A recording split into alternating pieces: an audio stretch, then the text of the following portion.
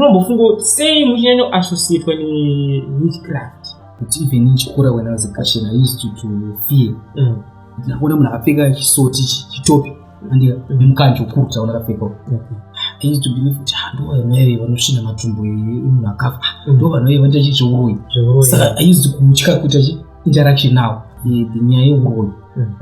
And it was practiced in all African traditional, in all countries, in Zimbabwe, Malawi, Tanzania, all these countries before even Christianity came. But Machawa manje, I'm sorry, Machawa is a misnomer. The Yao and the Chewa people, do one were notorious. Kana wanya uzika izibamba nyeji ushanza mshonga.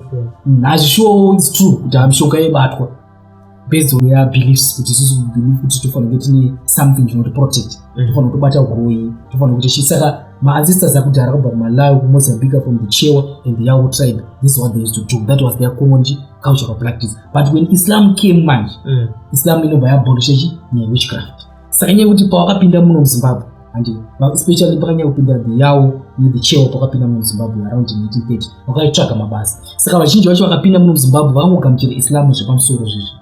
Nekuti Islam chaigamuchira, but asi kuzosiya chikuru. Changora bachitazi because unoshandza kuti protect. Islam has nothing to do with witchcraft. And witchcraft is one of the major sins, as I've mentioned, it is associated with the shirk. As our beloved Prophet Muhammad said in Sahih Muslim 89a, volume number 1, book number 1 of Iman, hadith number 168, that avoid 7 destructive sins which can lead a person to hellfire.